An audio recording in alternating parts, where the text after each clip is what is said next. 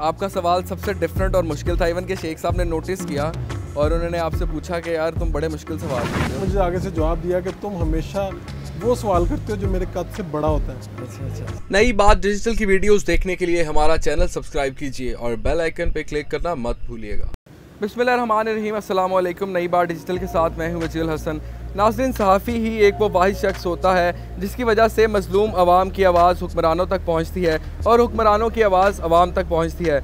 और अक्सर सहाफ़ी हम देखते हैं कि वो करप्ट पॉलिटिशियंस के, करप्ट पुलिस ऑफिसर्स की खुशामद में लगे रहते हैं, लेकिन इन्हीं टॉप जर्नलिस्ट में से एक जर्नलिस्ट ऐसे भी हैं जो कि जब सवाल करते हैं तो वो ये नहीं देखते कि आगे कौन बैठा है, आगे कोई सेनेटर हो, कोई वज़ीर हो या कोई बड़ा पुलिस ऑफिसर।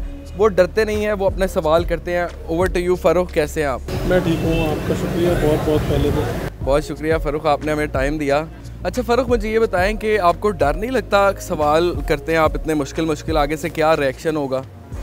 डर तो देखें जी, जब इस फील्ड में आपने आना है तो अपने डर और खौफ आपने पीछे छोड़ के आना है। ठीक है। यहाँ पे जो आपके हाथ में एक माइक है, एक जिम्मेदारी है। जो करोड़ों अवाम आपको देख रहे होते हैं वो ये सोच रहे होते हैं कि हमारी जो मुश्किल है उसका हल कौन पूछेगा, हमारा जो मसला है उसको कौन सामने लाएगा। ठीक है। तो डर कभी नहीं, अभी तक तो नहीं लगा मुझे। लोग कहते हैं कि अभी तुम शादीशुदा नहीं हो, बच्चे नहीं हैं, इसके बाद डर लगता है। इतने बड़े लोगों से इस तरह से उलझ जाना, सवाल पूछना, और जब वो गुस्सा करते हैं नाराज़गियाँ भी होती हैं, लेकिन अल्हम्दुलिल्लाह अल्लाह के अलावा किसी से डर नहीं लगता। बड़ी अच्छी बात है। अच्छा फ़ारूक, मुझे ये बताएं कि आप जब इंटरव्यू कर रहे होते हैं तो आप बिल्कुल इस चीज़ का ख्याल नहीं रखते कि अगला बंदा कौन है, चाहे वो कोई मिनिस्टर है, कोई सेनेटर है। हमारे लिए तो एक आम आदमी के लिए तो वो एक बड़ा ऑफिसर है ना, तो लेकिन आप दिल से ये डर कैसे निकालते हैं कि यार बस फेंक दो सवाल? देखिए, गुजारिश ये है कि जब मेरा ये आगाज़ था सहाफ़त का तो मैं एक अखबार की रिपोर्टिंग के लिए गया, तो नवाज़ शरीफ साहब के बिल्कुल करीब जाने का मुझे मौका मिला। तो मैं बिल्कुल उनके करीब गया, तो मैंने उनको जाके बगौर देखा, क्योंकि एक पहले होता है ऑडियंस वाला आपका देखना। बिल्कुल। तो मुझे देख के लगा कि यार इनके भी दो कान हैं, एक नाक है, हमारी तरह के आम इंसान हैं। तो मेरा वो लम्हा था जब मुझे लगा कि यार ये सेलिब्रिटीज़ क्या होती हैं, ये सारे इंसान ही होते हैं। उनके साथ रह के आपको आपने जैसे लगने लग डर ख़त्म हो गया। दूसरा, इसमें पब्लिक का बड़ा हाथ है। जब मैं इस तरह का कोई सवाल पूछता हूँ, जब इस तरह की कोई आवाज़ उठाता हूँ, उसके बाद जो पब्लिक अप्रिशिएट करती है और जो मुझे आम आदमी मिलता है, गरीब आदमी मिलता है, वो कहता है कि आपने हमारा मसला पूछा था, या उसे बड़ा अच्छा लगता है कि मैं उनका नुमाइंदा बन के किसी से सवाल पूछता हूँ। तो मेरा जो डर या जो भी चीज़ें हैं, हेजिटेशन, वो सारी ख़त्म हो जाती है। ठीक है। अच्छा फ़ारूक, मुझे ये बताएं कि खलीलुर रहमान कमर साहब का आप इंटरव्यू करने गए तो वहाँ पे आपकी कंट्रोवर्शियल एक गुफ्तगू हुई उनसे, तो वो गाली तक वो आ गए, तो उसको कैसे, क्या फीलिंग्स थी, बर्दाश्त कैसे किया उसको? मैं इंटरव्यू करने गया था, आज से 2 साल पहले की बात है ये। औरत मार्च के दिन थे और खलीलुर रहमान कमर साहब बहुत ज़्यादा टीवी पे आ रहे थे, पॉपुलर थे। तो वो मेरा एक सवाल पूछा, वो माइंड कर गए, और दूसरे तीसरे सवाल पे उन्होंने गाली दे दी, कैमरे बंद करवा दिए। तो वो कंट्रोवर्सी वो ऐसी वो ट्विटर, सोशल मीडिया और इतनी वायरल हुई कि वो आज तक जान नहीं छोड़ती। अब खलीलुर रहमान कमर साहब से मेरे ताल्लुकात बहुत अच्छे हैं, लेकिन वो जो वीडियोज़ हैं, वो जो ट्वीट्स हैं, वो सारी चीज़ें वहीं पे हैं। तो उस वक्त गुस्सा तो बहुत आया। फ़ारूक, उसके बाद आपके ताल्लुकात में कोई डिफरेंस आया उनके साथ? मैं बताता हूँ। उस वक्त बहुत गुस्सा आया, मैं वहाँ से आ गया, ये वीडियो भी लग गई, जितना मुख्तसर इंटरव्यू हुआ था वो लग गया। तो उसके बाद मैं इवन कोर्ट में गया, चीज़ें हुई, लेकिन बाद में कुछ दोस्त दरम्यान में पड़े, उन्होंने कहा कि ये भी इनका काम इस तरह का है, तो उससे में उन्होंने ये कह दिया था।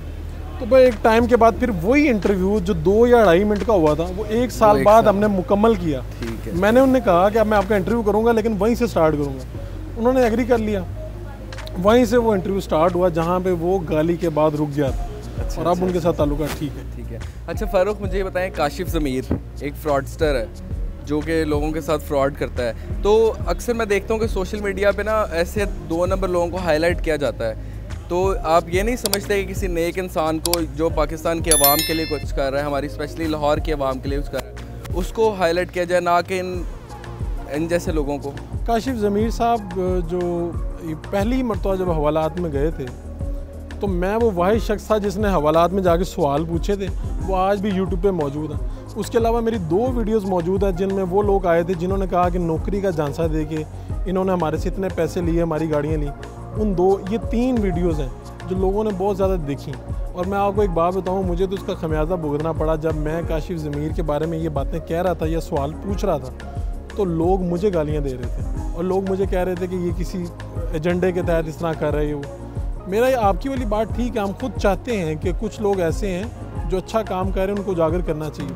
लेकिन दूसरी एक बात बताऊँ, आपकी पब्लिक जो है ना वो इस तरह के लोगों को देखना भी चाहती है। काशिफ ज़मीर हों या इस तरह के जो भी करैक्टर्स हैं, लोग इनको पसंद भी करते हैं, किसी हद तक मरूब हैं। अच्छा फ़ारूक, मेरा एक सवाल है आपसे कि काशिफ ज़मीर जैसे फ्रॉडस्टर्स जो कि आवाम के साथ फ्रॉड करते हैं, लेकिन सोशल मीडिया उनको बहुत हाईलाइट करता है, हीरो बना के पेश करता है, तो आप इस चीज़ को डिस्करेज नहीं करेंगे कि ऐसा नहीं होना चाहिए? इसकी जगह जो नेक लोग हैं जो पाकिस्तान के लिए कुछ करना चाहते हैं, जैसे आप जैसे लोग हैं मेरे ख्याल से, जो पाकिस्तानियों की आवाज़ बनते हैं, उनको ज़्यादा हाईलाइट करना चाहिए। ये गुजारिश ये है, एक बात तो मैं आपको करूँ कि जो पब्लिक भी है ना वो इस तरह के जो करैक्टर्स हैं उनके बारे में जानना चाहती है। ये 1 वे ट्रैफिक नहीं है, ये 2 वे है। बहुत से लोगों ने मुझे कहा कि यार आप इन लोगों को दिखाते भी हैं, अच्छा इनके ख़िलाफ़ भी बात की, इनके ख़िलाफ़ आवाज़ भी उठाई, लोग कहते हैं आप इनको दिखाते भी हैं। देखिए एक बात तो ये है कि लोग इनको सुनना चाहते हैं, इनकी डिमांड भी है।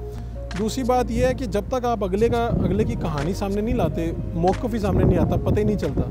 काशिफ ज़मीर के ख़िलाफ़ सबसे पहले मैं हवालात में गया था, मैंने इंटरव्यू किया था। 1 नहीं 3 वीडियोज़ आई थी, तीनों में 2 लोग वो थे जो इनकी वजह से मुतासिर हुए थे और एक इनकी हवालात वाली वीडियो वो आज भी यूट्यूब पर मौजूद है। उस वक्त तो इतना रिएक्शन आया था कि लोगों ने मुझे गालियाँ दी, लोगों ने जो काशिफ ज़मीर के फ़ैन्स थे या जो उनको चाहने वाले थे उन्होंने मुझे ही बुरा भला कहा। लेकिन मैं आज से फिर भी ये कहूँगा कि मुझसे ये सवाल पूछा गया कि आप पॉजिटिव लोगों को सामने क्यों नहीं लाते? हम पॉजिटिव लोगों को सामने लाते हैं, लेकिन जहाँ पे हम इल्म की बात करते हैं वहाँ पे लोग देखना छोड़ देते हैं। जहाँ पर हम टिकटॉक की बात करते हैं, इस तरह के लोगों की बात करते हैं, लोग देखते हैं, पसंद करते हैं, तो अब हम कहाँ पर जाएँ?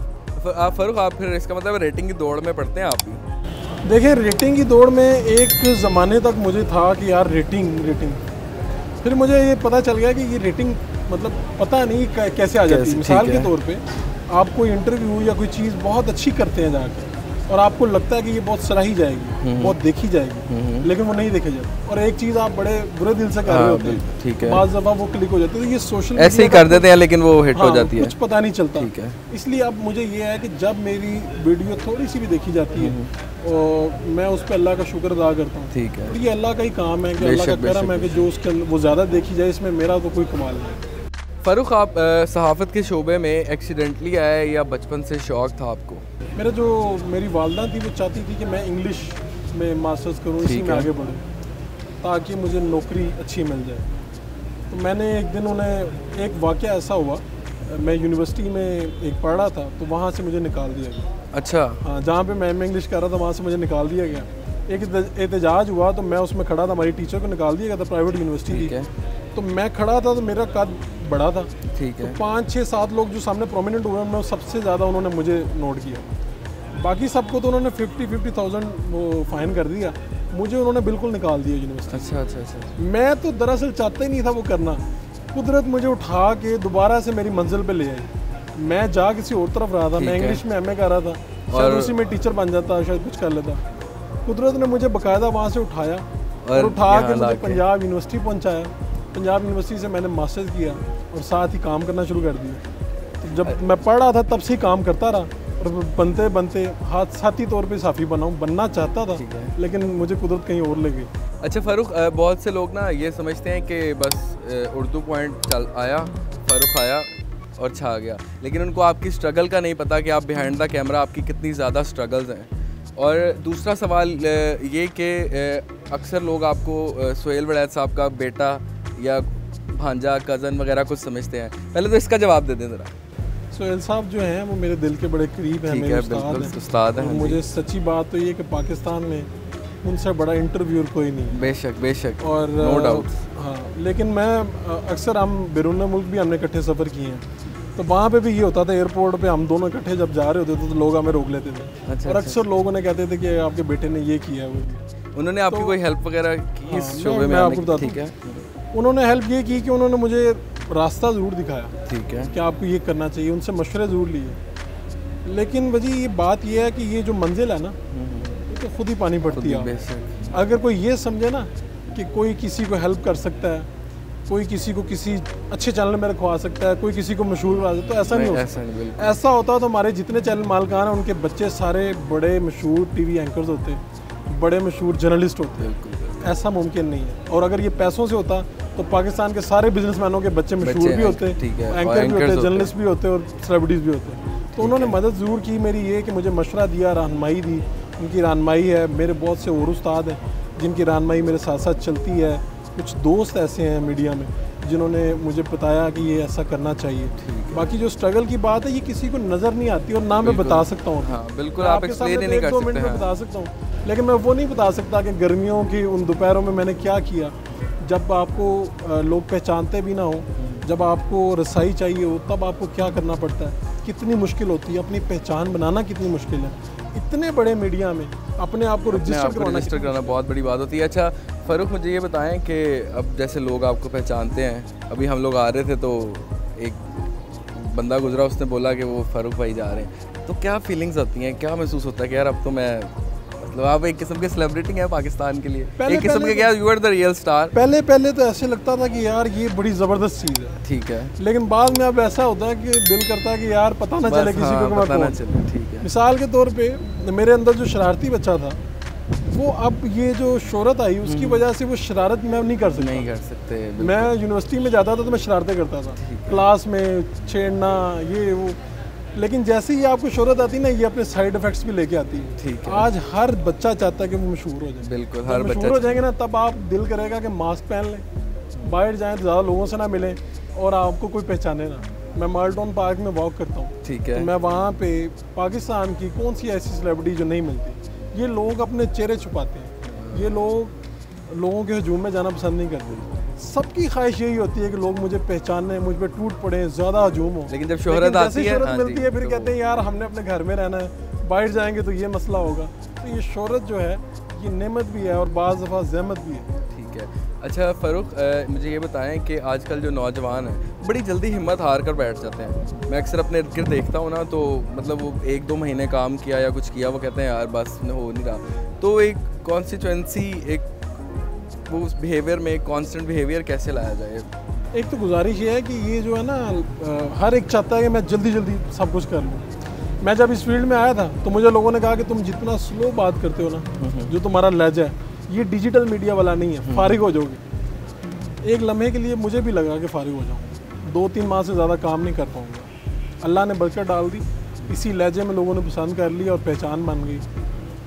मैं उन लोगों से कहना चाहता हूँ कि आपके अंदर जो है ना, उसे पहचानो, उसे बाहर लाओ, जैसे भी हो। मुझे लोग एक अरसा तक कहते थे कि तुम्हारे बाल इस तरह के हैं, तुम्हारा कलर इस तरह का है, तुम्हारी फिजीक इस तरह की है। मैं तो आज तक कभी देखा ही नहीं कि मैं क्या हूँ क्या नहीं। आप बड़े सादा रहते हैं, हर वक्त ना कोई तैयार होते हैं, इंटरव्यूज में मैं आपको देखता हूँ। वही तो मैं कह रहा हूँ कि इंटरव्यू आपका कंटेंट देखा जाता है। बिल्कुल बिल्कुल। लोग सज सवर के आते हैं और फिर कहते हैं कि लोग हमें देखेंगे। भाई लोग देखते हैं कंटेंट क्या है। मैं कंटेंट के पीछे भागता हूँ, मैं अपनी इस पीछे नहीं भागता कि मैं कैसा लग रहा हूँ, कैसा दिख रहा हूँ। मुझे तो इसी में लोगों ने पहचान ली है, इसी लहजे में, इसी शक्ल में, इसी जिसामत में लोगों ने पसंद भी किया है, पहचाना भी और इज़्ज़त भी दी है। अच्छा फ़ारूक शहबाज बड़ाइच, मुझे ये बताएं कि जब आप, अक्सर मैंने देखा कि आप बहुत इन्वेस्टिगेटिव स्टोरीज़ भी करते हैं, जो कि बहुत बड़े बड़े पाकिस्तान के टॉप के इन्वेस्टिगेटिव जर्नलिस्ट नहीं कर पाते, तो आपकी एक्सेस हो जाती है वहाँ तक। तो अक्सर ऐसा हुआ है कभी कि आपको किसी ने थ्रेट किया हो, आपने किसी को एक्सपोज किया हो, आपको थ्रेट कॉल्स आई हो या किसी ने हमला करने की कोशिश की हो? ऐसे हुआ कि कुछ एक बड़े पॉपुलर एक आदमी, नाम लेना पसंद नहीं? नाम इसलिए नहीं लूँगा कि मैंने अभी तो सेटल किया है। ठीक है ठीक है। वो मैंने एक इंटरव्यू किया, बेसिकली वो डॉन थे लाहौर के, बहुत बड़े डॉन है। तो एक इंटरव्यू किया जिसकी वजह से वो, जब मेरा इंटरव्यू नशर हुआ तो उसके बाद मुझे किसी के थ्रू मैसेज आया कि वो बहुत नाराज़ है तुमसे। और डेफिनेटली मैं साफ़ी भी हूँ, उससे पहले इंसान भी हूँ। तो मुझे ये लगा कि यार मेरी तो खैर है, लेकिन आपको अपनी फैमिली और इन चीज़ों को देखना पड़ रहा है। तो मैंने एक मैसेज भिजवाया उनको कि आप मुझे बताएं कि क्या नाराज़गी। उन्होंने कहा जी हमारा मौक़िफ़ नहीं लिया गया। तो मैंने उन्हें कहा मैं हाज़िर हूँ आपका मौक़िफ़ लेने के लिए। तो वो उन दिनों में हुआ। फिर उससे पहले जब 2-3 मरतबा मैंने मुख्तलिफ़ सियासतदानों से सवाल पूछे, ख़ास तौर पर वज़ीर आला बुज़ार से पहली मरतबा जब सवाल पूछा गया कि आपको फ़ाइलें पढ़नी नहीं आती, तो आपके वुज़रा कहते हैं आपको फाइलें पढ़नी नहीं आती, तो बुज़दार साहब के जो सिक्योरिटी पे मामूर लोग थे उनकी तरफ से थ्रेट किया गया। एक एसपी सिक्योरिटी थे, एक डीआईजी साहब थे उस वक्त, उनकी तरफ से थ्रेट किया गया, लोगों के थ्रू मैसेज भेजे गए। लेकिन वो अल्लाह का करम है कि उस मुश्किल वक्त में से भी निकल आया। मुझे लगता है कि जब हम काम ही इस नीयत से कर रहे हैं कि अल्लाह की मखलूक के लिए कर रहे हैं, तो फिर अल्लाह ही बचा देता है हर जगह पर। कद का कितना इफेक्ट पड़ता है रिपोर्टिंग में? बड़ा इफेक्ट होता है। मैं जाता हूँ तो ख़ास तौर पे आपके बाल मुख्तलिफ हैं, आपकी जिसामत अच्छी है, हाइट अच्छी, आप दूर से पहचाने जाते हैं। फिर लोग कहते हैं यार वो देखा ना घुंघराले बालों वाला, यार वो लंबे कद वाला। तो ये एक आपकी पहचान बनती है बाज़ दफ़ा। और दूसरा ये कि जब आपकी पर्सनैलिटी अच्छी होती है, मैं किसी को वो नहीं कर रहा जिन पर्सनैलिटी कद छोटा हो बड़ा हो इससे फ़र्क नहीं पड़ता, लेकिन हमें प्लस मार्क्स ज़रूर मिलते हैं। पर्सनैलिटी के प्लस मार्क्स होते हैं जो मुझे भी मिलते हैं। अच्छा फ़ारूक, जब प्रेस कॉन्फ्रेंस चल रही होती है तो एक प्रेस कॉन्फ्रेंस में मैं वहाँ पे मौजूद था, मेरी बिल्कुल समझ लें स्टार्ट था करियर का। तो मैं एक सीनियर जर्नलिस्ट के साथ शेख रशीद साहब लाहौर आए हुए थे, उनकी प्रेस कॉन्फ्रेंस में गया तो वहाँ पे आपका सवाल सबसे डिफरेंट और मुश्किल था। इवन के शेख साहब ने नोटिस किया और उन्होंने आपसे पूछा कि यार तुम बड़े मुश्किल सवाल करते हो, तो ऐसा क्यों है? मैं उनसे सवाल करता था, वो वज़ीर रेलवे थे, अब तो वज़ीर दाखिला हैं, तो हर हफ्ते वो आया करते थे, तो मैं सवाल करता था प्रेस कॉन्फ्रेंस में। तो तीसरी से चौथी प्रेस कॉन्फ्रेंस होगी, मैंने आर्मी चीफ की एक्सटेंशन के ऊपर सवाल किया, तो उन्होंने मुझे आगे से जवाब दिया कि तुम हमेशा वो सवाल करते हो जो मेरे कद से बड़ा होता है। अच्छा। और तुम जितना बोला मुझे समझते उतना बोला मैं हूँ नहीं, और मैं सीनियर पार्लियामेंटेरियन हूँ। उसके बाद भी बार मुझे वो साइड पे ले गए, उन्होंने कहा कि यार तुम इतना मुश्किल सवाल क्यों करते हो। मुझे लगा कि ये शेख साहब ने जो कम्प्लीमेंट दिया ना, ये मेरे लिए मेडल है। मतलब शेख रशीद जो पूरे पाकिस्तानी मीडिया को आगे लगाया होता है, पॉपुलर आदमी है, रेटिंग लेते हैं, कोई एंकर उनके सामने। तो मैंने सवाल किया और उन्होंने कहा कि आप हमेशा मेरे कद से बड़ा सवाल करते हैं, तो मुझे लगा कि ये गोल्ड मेडल है जो उन्होंने मुझे दे दिया हमेशा के लिए। तो ये इस तरह के वाक़यात होते रहते हैं। मैं थोड़ा सा आपको बताता चलूँ कि बिलावल भुट्टो साहब से बड़ा मुश्किल एक सवाल हुआ। हाँ जी। मुश्किल इस तरह से कि बिलावल साहब ने सवाल सुना मेरा, उन्होंने एक्सपेक्ट नहीं किया होगा ना। हाँ। थोड़ा सवाल सुन के हंसना शुरू हुए, थोड़ा सा वक्फा लिया, फिर जवाब दिया, तो कहने लगे रुक गए थोड़ा सा। रुक के फिर जवाब दिया, तो 2 मिनट बोलते रहे। तो बाद में मुझे लगा कि मैंने काफ़ी सख्त सवाल पूछा था, नाराज़ हूँ, तो मैं पास गया। तो मैंने उन्हें कहा कि मैं आपके साथ तस्वीर बना सकता हूँ अगर आप माइंड ना करें। तो हंसना शुरू हो गया। उन्होंने कहा तुम्हारा सवाल हमेशा मुझको मुश्किल में डाल देता है। और उन्होंने हंस के तस्वीर बनवाई और वो बात इस तरह से होगी। उसके बाद बेशुमार मरतबा।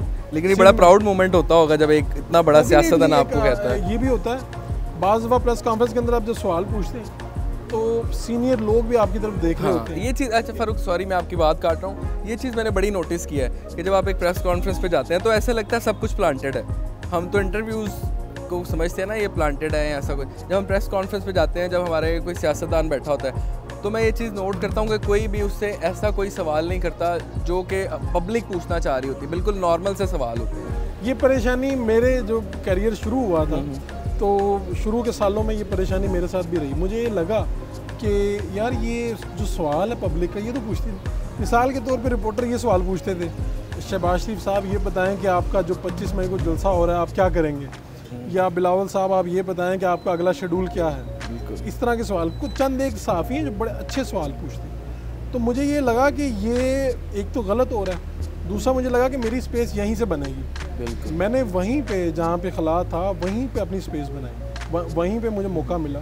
वही अपॉर्चुनिटी थी जिसने मुझे ग्रूम कर दिया, वही अपॉर्चुनिटी थी जिसने मुझे पहचान बना दी। मैं प्रेस कॉन्फ्रेंस में आपका चेहरा नहीं आता जो सवाल पूछ रहा होता है, लेकिन सवाल की जो चोट होती है वो दूर तक जाती है। बिल्कुल ऐसे और उसी आवाज़ और आपके सवाल फ़ारूक सॉरी मुझे आपकी बातें काटनी पड़ी हैं क्योंकि मैं आपसे बहुत मुतासिर हूँ और मैं आपको कॉपी भी करता हूँ। मैं जब प्रेस कॉन्फ्रेंस पे जाता हूँ किसी, तो मैं खुल डुल के सवाल करता हूँ कि मेरे जहन में होता है कि यार अगर Farooq can do this I can also do this. मेरे ख्याल में सारे ही कर सकते हैं, लेकिन अब वो करते नहीं है ना। करते इसलिए नहीं है कि आप जब हमारे नए लोग जाते हैं ना, वो रिपोर्टर्स को देखते हैं यार वो ऐसे सवाल पूछ रहे हैं, वो भी ऐसा करना शुरू कर देते हैं। मैं अब जो जितने लोग नए आ रहे हैं ना, मैं उन सबसे कहूँगा अगर आपने अपना रास्ता बनाना, अपनी पहचान बनानी, कुछ मुख्तलिफ करो, कुछ वो करो जो नहीं है वहाँ।